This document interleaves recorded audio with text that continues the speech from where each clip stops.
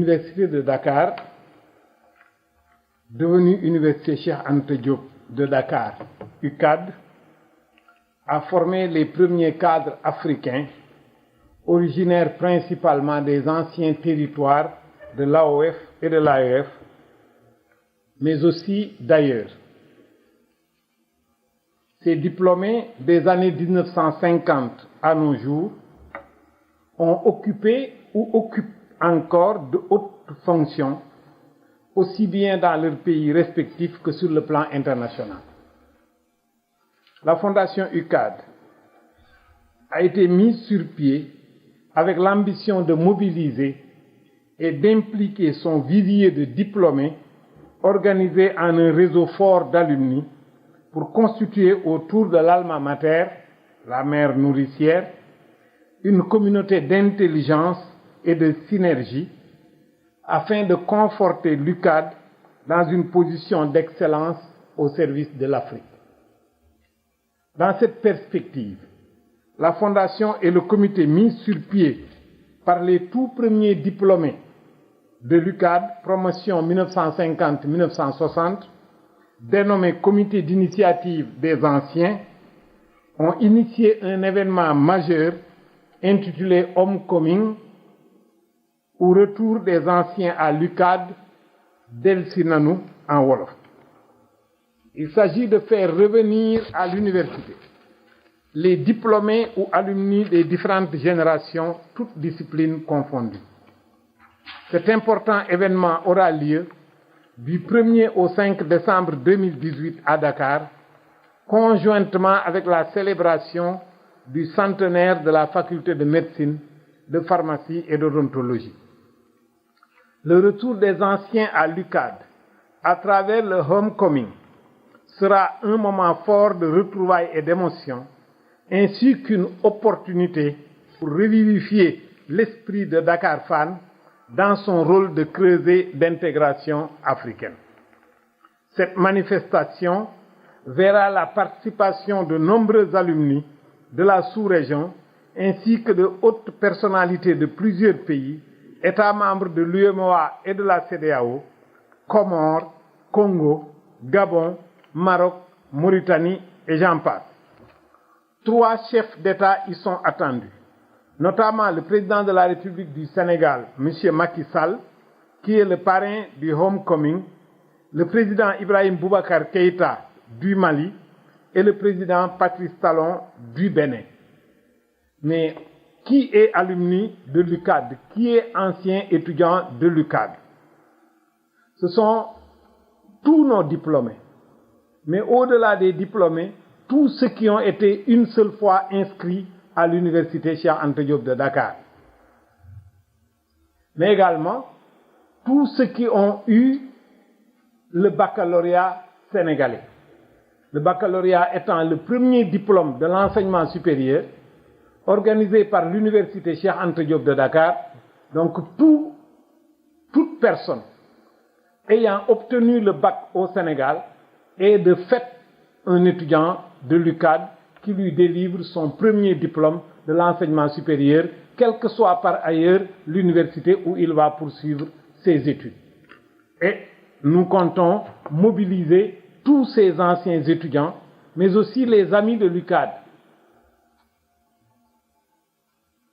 qui ont un rapport, quelle qu'en soit la nature, avec l'université, employeurs des anciens étudiants de l'UCAD, parents d'anciens étudiants de l'UCAD ou descendants d'anciens étudiants de l'UCAD.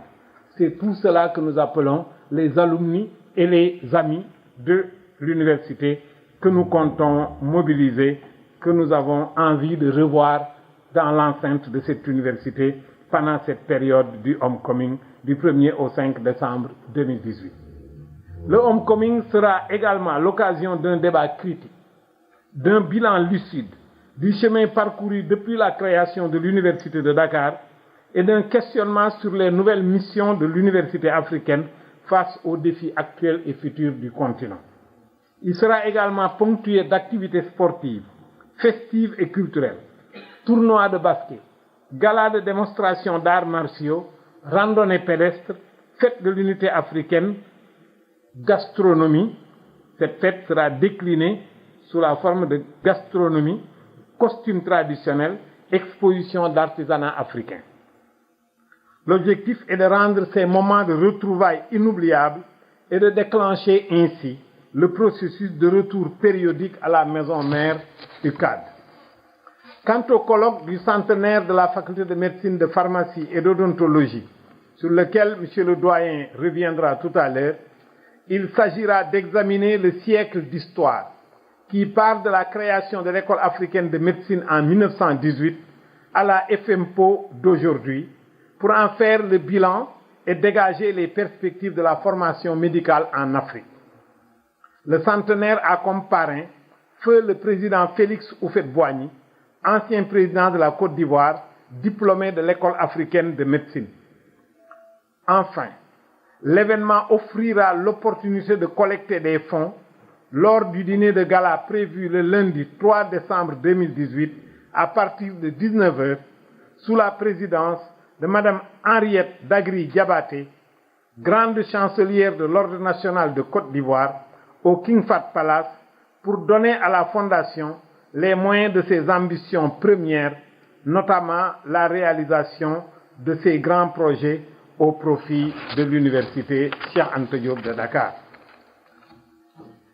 Voilà, mesdames, mesdemoiselles, messieurs, ce que je voulais dire au titre d'introduction, avant de passer la parole à Monsieur le doyen de la faculté de médecine, de pharmacie et d'odontologie, vous dire un mot sur le centenaire de cette faculté.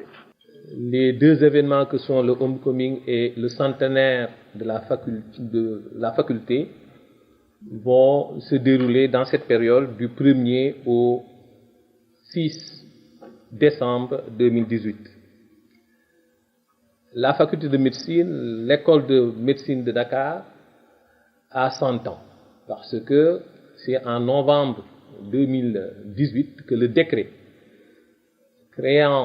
organisant donc l'école de médecine de Dakar a été créé et promulgué. Alors, comment on va fêter donc ce centenaire? C'est d'abord d'organiser le forum des alumni, parce que ce sont les anciens, c'est l'ensemble donc des anciens donc de l'université et entre autres les anciens de la faculté de médecine. Ce forum donc des alumni va se dérouler donc le samedi, et nous en particulier au niveau de la faculté de médecine, nous allons organiser la fête des agrégés, et c'est la fête des agrégés de 2016, le dernier concours de Dakar, qui va se dérouler donc l'après-midi. Et puis, une activité donc importante est une randonnée pédestre qu'on va organiser, qui va démarrer au niveau de l'hôpital Dantec, où on revisite un peu l'histoire de la médecine, des études donc médicales donc au Sénégal, et qui va commencer de l'hôpital Dantec, faire passer par l'école donc de médecine de Dakar, l'origine, et enfin venir donc à l'UCAD. Alors, nous avons aussi, pendant donc ce centenaire, organisé un colloque qui va réfléchir sur la faculté de médecine d'hier, d'aujourd'hui, et voir un peu l'avenir. Et je pense que c'est extrêmement important. Nous voulons qu'il y ait une réflexion autour de ce qui était la faculté, comment nos anciens ont permis de mettre en place cette formation et tout le dévouement de ces anciens, et on va profiter de l'occasion pour les rendre hommage. Et surtout réfléchir sur ce que va devenir l'enseignement donc des sciences de la santé, dans les sciences de la santé, parce que c'est extrêmement donc important. Il faudrait qu'on profite toujours de ces occasions pour rendre hommage aux anciens, mais aussi nous projeter dans l'avenir. Et je pense que ça c'est extrêmement important. Ces différents débats vont nous permettre de réfléchir autour de ces différentes donc, thématiques. Voilà globalement, Monsieur le Recteur, vous avez passé en revue donc l'ensemble des activités et l'origine, disons, de la fête donc de l'organisation du centenaire. Voilà un peu en pratique ce que donc nous allons faire pour ces célébrations donc du centenaire de la faculté de médecine, qui sera un moment aussi important où l'ensemble des anciens formés donc de Dakar vont se retrouver. Vous avez effectivement annoncé que c'est le feu de proviseur Houphouët-Boigny et le parrain.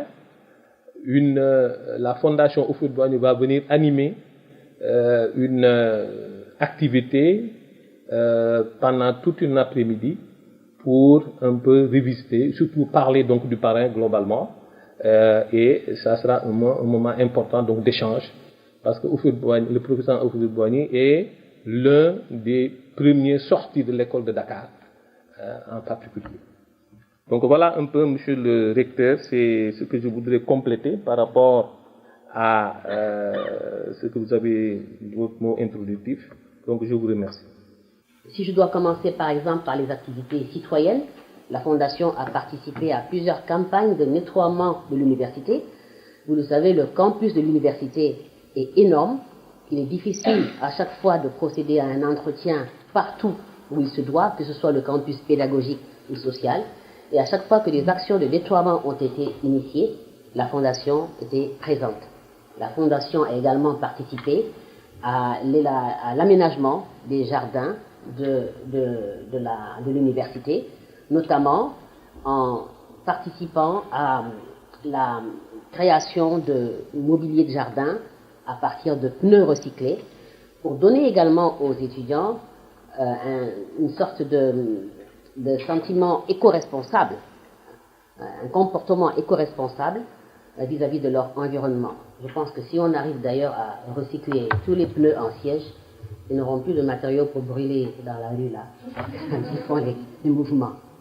Ce n'est pas que je leur enlève leur matière première, mais je pense que ce serait un usage beaucoup plus utile. Vous verrez les sièges vous-même dans les jardins du rectorat et également devant la fondation UCAD au niveau du camp Claudel.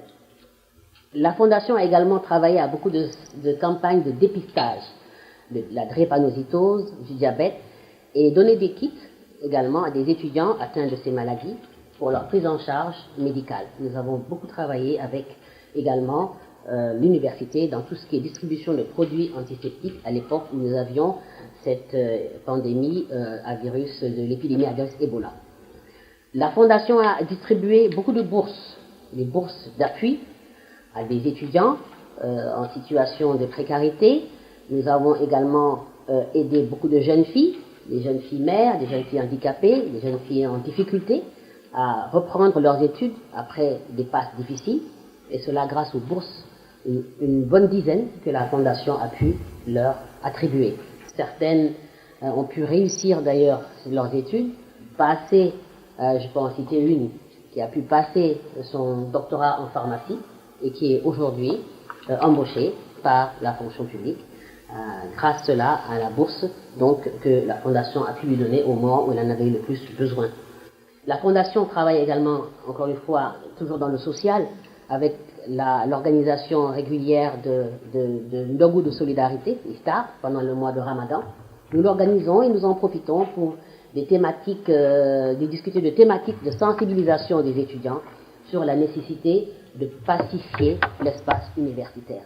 Parce que tout ce que nous faisons, nous ne pourrons pas le faire si l'espace n'est pas pacifié. Nous le faisons en tant que bénévoles, nous le faisons parce que nous devons cette action-là de reconnaissance à l'université, et nous souhaiterions que nous puissions être compris par les destinataires de ce que nous faisons, à savoir les étudiants eux-mêmes.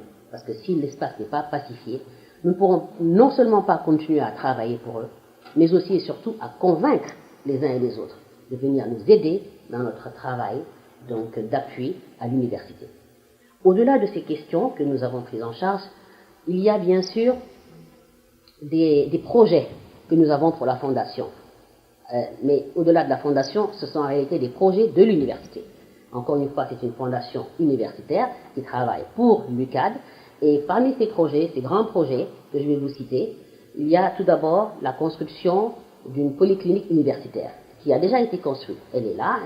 Il s'agit maintenant de la renforcer, de l'équiper et de faire en sorte que cette polyclinique puisse être une structure au sein de l'université qui puisse aider à renforcer le plateau médical de Dakar.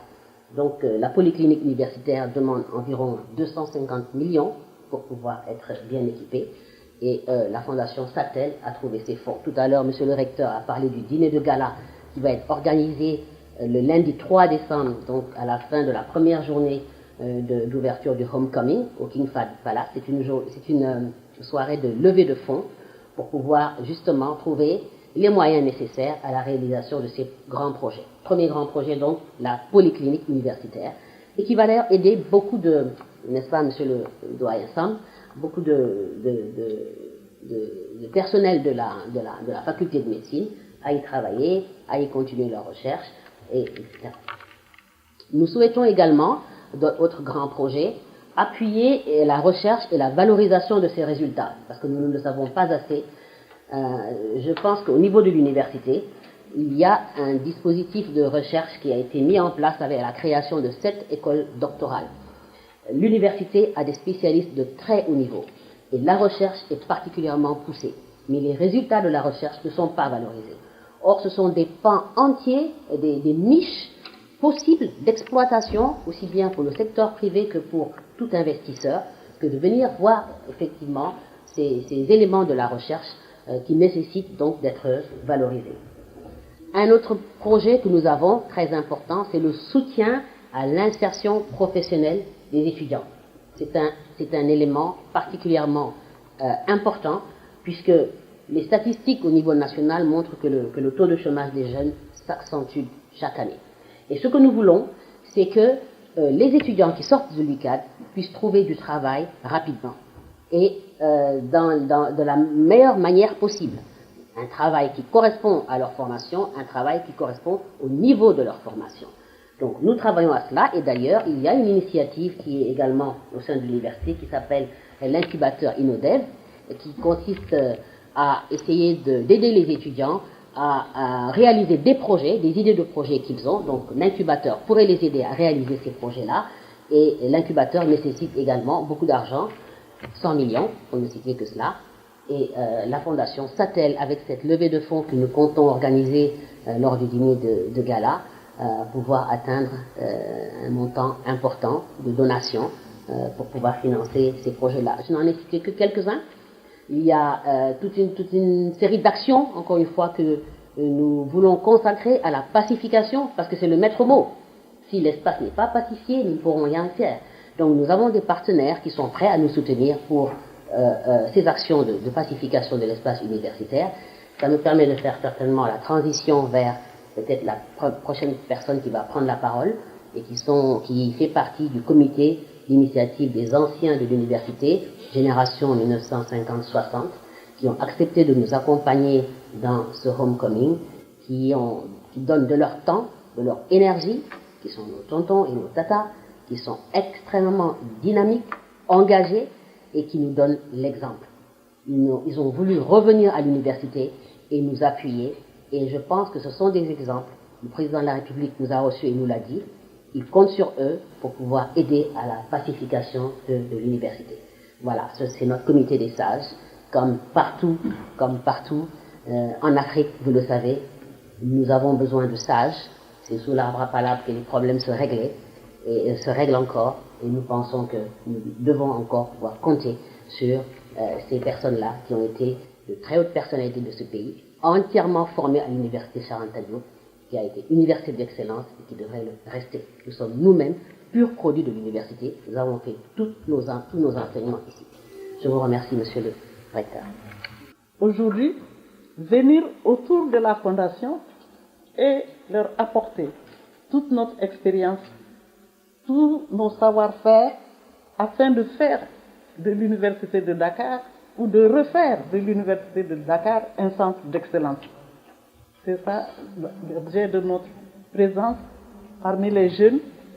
Ce que nous voulons, c'est faire en sorte que on puisse savoir qu'il y a dans ce pays et ailleurs des personnes qui ont fait comme vous qui étaient dans ces amphis comme vous. Et bien sûr, on n'avait pas des amphis de 3000 places. On avait le pavillon A. Et je pense que Mme Madeleine de Senghor pourra témoigner de tout ce que nous faisions dans ce pavillon. Nous, les filles, nous n'avions pas. On avait un couloir. C'est le couloir des filles et au-dessus, il y avait les garçons. C'est très intéressant, mais aujourd'hui, compte tenu du fait que cette université était, comme l'a dit tout à l'heure le recteur, une université ouverte aux étudiants des pays ressortissants de ce qu'on a appelé à cette époque l'Afrique occidentale française. Donc une colonie française, et donc une université française, et qui donc a contribué largement à rapprocher les ressortissants de ces différents pays. Et aujourd'hui, lorsque la Fondation nous a appelés, parce que c'est elle qui nous a dit « venez nous aider », nous avons répondu très favorablement et très heureusement à cet appel. Et c'est peut-être pour moi l'occasion de leur remercier de nous avoir associés à cette belle aventure. Parce que faire de l'université Cheikh Anta Diop un centre d'excellence en tout, c'est une aventure. D'autant plus que les difficultés sont telles qu'il faudrait que chacun de nous y mette la main pour que ça puisse continuer à être quelque chose d'inégalable dans la sous-région. Et ça, nous le savons, parce que lorsqu'on nous avons accepté de venir travailler aux côtés des plus jeunes, nous nous sommes dit qu'il fallait peut-être qu'on connaisse en fait, qu'on fasse un petit recensement. C'est ce petit recensement d'ailleurs qui nous a permis de voir que beaucoup d'entre nous ont disparu. Mais qu'il en restait suffisamment pour venir apporter un soutien à la Fondation. Après ce recensement, nous avons rendu visite à ceux qu'on a pu trouver. Et nous avons discuté avec les uns et les autres. Il y a beaucoup qui sont en chaise roulante, mais ils sont encore très conscients et très motivés pour venir donner quelque chose à l'université. Et nous voulons maintenant que ce homecoming soit l'unique occasion que nous allons saisir pour lancer un grand mouvement qui puisse aujourd'hui venir en appui à ce que fait la Fondation pour le bien-être des étudiants et de notre pays. Merci beaucoup. Dites-vous, qu'est-ce que vous pouvez faire pour votre pays? C'est ce qui nous a amené, nous, les jeunes anciens que nous sommes, de venir voir si notre université a besoin de nous. Je refuse de dire que ce que je pouvais faire physiquement étant jeune étudiant, aujourd'hui, je ne peux pas le faire intellectuellement pour mon université. Moi qui vous parle, j'étais le coach du Dakar University Club qui, en 1957, a gagné la première coupe d'AOF de basketball. Souvent, en sport, on oublie les anciens. Mais je n'accepte pas qu'on cite ce que le duc a fait en ce temps. Si aujourd'hui il y a d'autres trophées, il y a eu un premier. Et le premier, c'est nous. Et la même année, je peux dire que j'ai eu un autre trophée en gagnant le deuxième prix de droit civil à l'Université de Dakar. Sport et études, ça peut aller ensemble, ça doit aller ensemble. Les jeunes aujourd'hui veulent peut-être gagner comme Sadio Mané 111 millions de francs par semaine. Ce n'est pas donné à tout le monde. Mais notre sujet, si nous sommes aujourd'hui ici, il y a de bonnes volontés qui ont soutenu notre idée, qui nous ont encouragés. À commencer par le président de l'Assemblée nationale, Moustapha Niasse, qui nous a payé les billets pour faire nos déplacements. Le président du Mali, Son Excellence Ibrahima Boubacar Keïta, familièrement appelé Ibeka, a sorti de sa poche 65 millions pour nous soutenir. Quand nous avons fait notre mission en Côte d'Ivoire, Madame Ariette Dagri Diabaté, ancienne de l'école normale de Rufisque, ancienne de l'université de Dakar, a sorti également une somme importante pour payer notre séjour pendant que nous étions à Abidjan. C'est donc dire que les bonnes volontés sont là, il faut les approcher. Tout à l'heure, le recteur a rappelé que M. Ahmed Amar a sorti de sa poche un bus, l'argent pour payer un bus pour les étudiants handicapés. J'étais à la cérémonie et j'étais fier de ce qu'un ancien peut faire pour son université et surtout pour les étudiants handicapés. Ici, nous avons un patrimoine qu'il faut préserver. Si vous repartez de nos écoles, collèges, lycées, écoles normales, Dakar a été, à un moment donné, le phare culturel de l'Afrique de l'Ouest.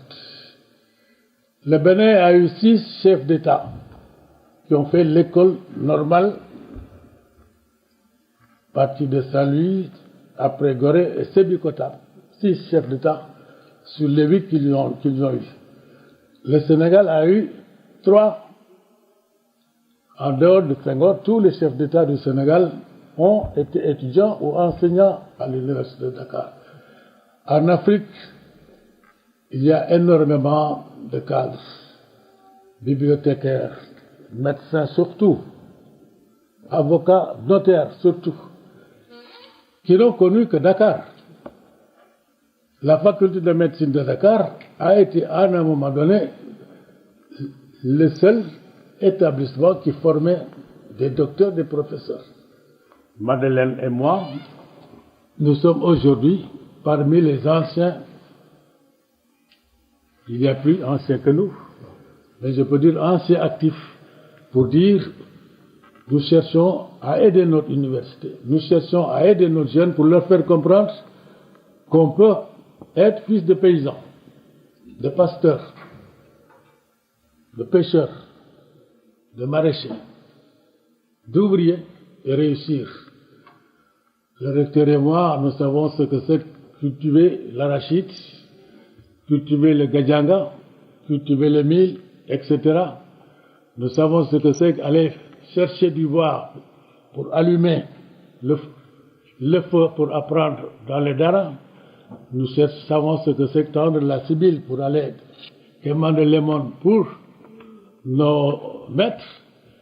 Et quand on a gravé tout cela, Dieu merci, c'est l'école publique qui nous a donné cette opportunité. L'université doit reconnaître, aider ceux qui viennent ici, qui ont ces difficultés. Dans le passé, nous sommes passés par là et nous pouvons aujourd'hui dire que là où nous sommes, nous savons que seul le travail paye.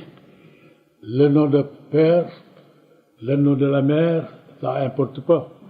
Bon, le fils peut-être peut être au-dessus du père et de la mère, mais nous savons que c'est l'effort, le travail, qui seul dans la vie paye. C'est la raison pour laquelle aujourd'hui, ce que nous entreprenons, ce n'est plus pour nous, mais c'est pour les générations futures. Dire que cette université a été la 18e université quand on y était nous. Aujourd'hui, le Sénégal, la Côte d'Ivoire comptent plusieurs universités. De toutes ces universités ont eu leurs dirigeants qui sont partis d'ici, qui ont créé des universités. Notre réseau qui sera mis en place pendant le Homecoming permettra d'asseoir une coopération et de faire avancer la recherche dans les domaines les plus pointus pour faire en sorte que, aujourd'hui, que les Chinois viennent chez nous et non plus aller chercher le savoir jusqu'à Chine. Et ça se vérifie puisque à côté nous avons l'Institut Confucius qui est là. C'est un de nos objectifs, notre ambition, de continuer de faire en sorte que le phare qui a été allumé par nos prédécesseurs, que nous avons allumé nous-mêmes, soit dans le cœur de tous les étudiants pour dire qu'ils peuvent être dans leur pays, servir leur pays, réussir dans leur pays.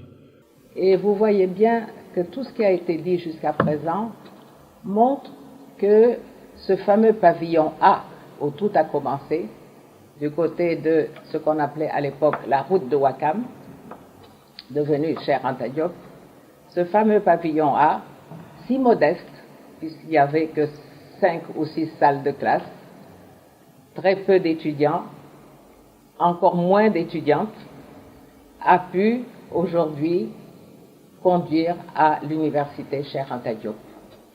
Mais je pense que où tout s'est joué, c'est que nous avions, d'abord, c'était tous nos camarades venaient des anciens pays de la OUEF. Ça créait déjà une dynamique entre nous, des liens d'amitié, de découverte des uns et des autres, qui ont fait que dans ce pavillon A, il s'est créé, sous la supervision notamment du professeur Hassan Sek, il s'est créé une ambiance, qui était le directeur de la cité universitaire à l'époque, et notamment de ce fameux couloir des filles où il y avait 10 chambres, il y avait 10 chambres mises à la disposition des jeunes filles venant des pays de la OUEF. Et c'est lui qui venait régulièrement nous surveiller, entre guillemets, parce que les étages supérieurs, c'était les filles, c'était les chambres des garçons. Donc il y avait danger. Et il le faisait ça avec une telle, animé de si bons sentiments, et avec une telle diplomatie, qu'on était toujours heureuse de le voir venir. Et donc, avec sa haute stature, personne n'osait ne pas faire ce qu'il disait. On voyait qu'il venait avec diplomatie, il avait fait son tour, et donc ça nous encourageait à être sages. Il y avait aussi le restaurant universitaire à côté. Il y avait à côté la navette pour assurer tous nos transports, qui était gratuite. C'est pour dire qu'il y avait un confort spartiate, certes, mais un confort qui nous mettait à l'aise pour pouvoir travailler sérieusement. Pour ce qui est des filles, c'est vrai qu'on était très très très peu nombreuses. Mais on se soutenait moralement. Et avec l'aide de nos professeurs et toutes les saines distractions qui étaient mises à notre portée, dont notamment la fameuse équipe de basketball des ducs et des duchesses. Vous avez parlé des ducs, mais il y avait les filles, c'était les duchesses. Et aujourd'hui, on peut dire que tous les trophées remportés par l'équipe féminine de basket du Sénégal, elle trouve son origine avec les duchesses à l'université. Donc, c'était pour vous essayer de vous transmettre un peu, si vous voulez, l'émotion et la nostalgie qui se sont emparés de nous quand on a fait ce regard rétrospectif et qu'on essaye de vous transmettre aujourd'hui, et que probablement en écoutant les projets de la Fondation, on retrouve cette idée de créer autour des étudiants et des étudiantes des structures qui permettent de pouvoir donner une note humaine à cette université. La deuxième chose aussi, à l'époque, nous, on était les Fanois et les Fanoises. Il y avait très peu de Fanoises, mais les Fanois, quand on présentait un étudiant, on disait c'est un Fanois. Et on savait que c'était un étudiant. C'est une Fanoise, on savait l'étudiant. Pourquoi? À cause de la proximité de ce fameux quartier de Fan Résidence, qui historiquement d'ailleurs dans la ville de Dakar, a une histoire très intéressante. Parce que c'était le quartier où habitaient les très hauts fonctionnaires de l'administration coloniale du temps de la OUEF, du secteur public. Et l'autre côté de la route de Ouakam, le point E, c'était tout ce qui était le secteur privé. Donc c'était ça la démarcation entre les deux grands pôles, à l'époque coloniale encore, le secteur public, le secteur privé. Et tous les hauts fonctionnaires publics habitaient Fan Résidence, et à côté l'université. Donc cette université, c'était un peu une extension, si vous voulez, de ce quartier. C'est pourquoi on nous appelait les Fanois et les Fanoises. Bon, je pourrais parler encore longtemps, mais enfin, voilà un peu l'idée, les sentiments que je voulais vous transmettre. Merci. Merci, monsieur le recteur.